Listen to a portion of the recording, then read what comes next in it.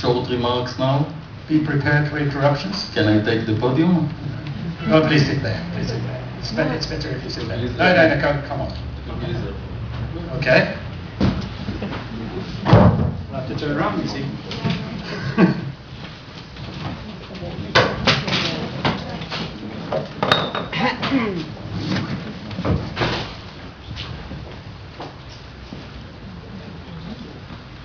Okay.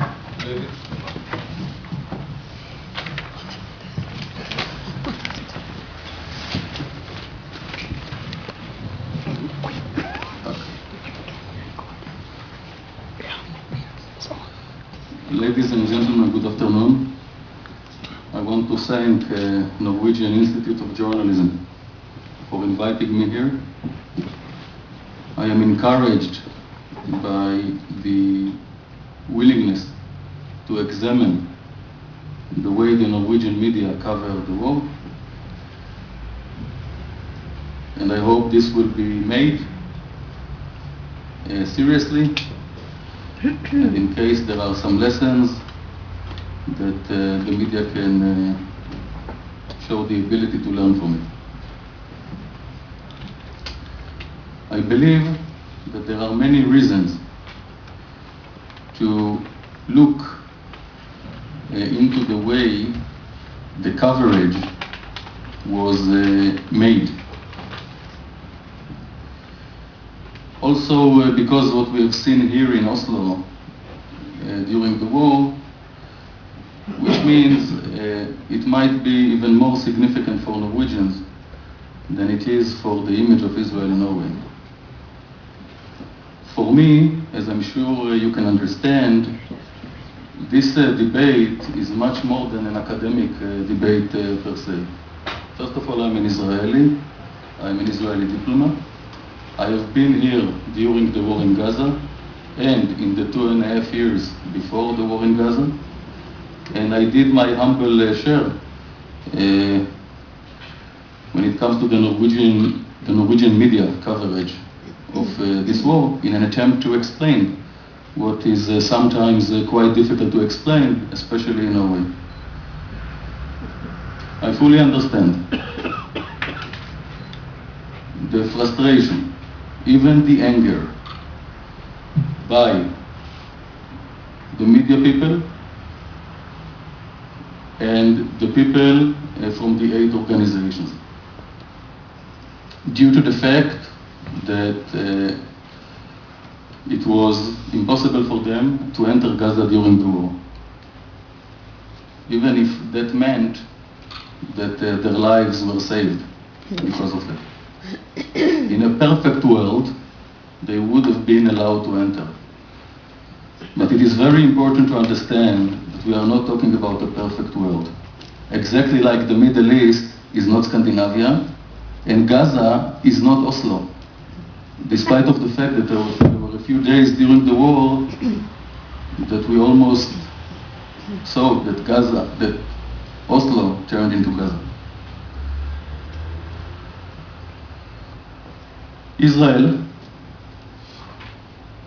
from day one,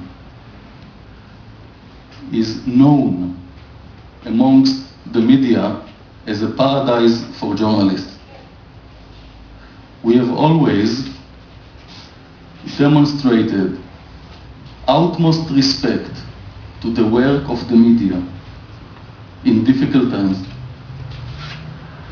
And as you know, when you are Israel, you are experiencing, and we have been experiencing, lots of difficult times. As a democracy, I believe that we understand, maybe better than our neighbors in the Middle East, that the media has the vital role being the watchdog of democracy. But sometimes it is good to stop and examine who is watching the watchdog. I believe that for this day of soul searching by the media regarding the coverage, its coverage of the Gaza war, to avoid examining the luggage with which the media, the Norwegian media, arrived in this war, will be a mistake. And I'm not only referring to the time before the war. I'm not even referring to the decade before the war. I am referring to what we have been seeing here, what Norwegians have been experiencing here during the 2-3 decades, when it comes to the way the Norwegian media has been covering Israel and the Middle East. I want to apologize in advance, not only for forcing everybody here to do this in English, because my Norwegian doesn't exist. I want to apologize in advance for doing something that is perfectly a sin. I'm going from now on to generalize. So I will ask the forgiveness of all journalists and analysts who feel that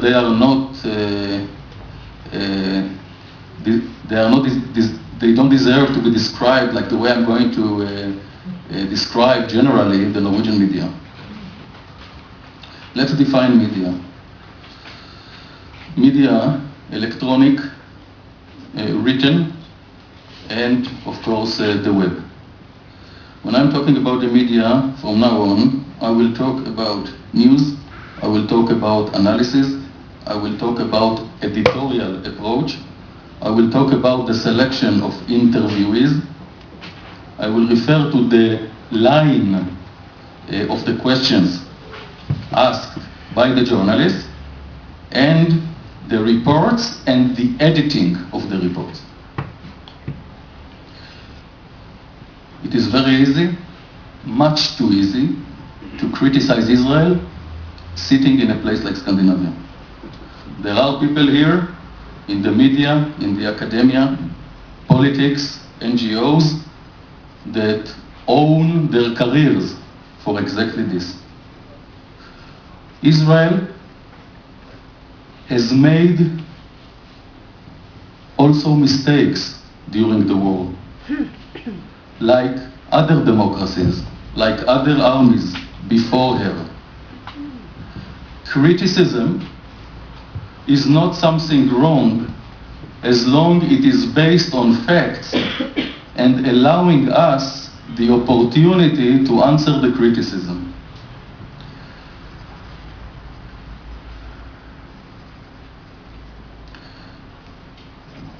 With what kind of luggage did the Norwegian media arrive at the war in Gaza? In my eyes, a much too big ideological approach. Sometimes I had the feeling that long ago it was decided who is the bad guy and who is the good guy.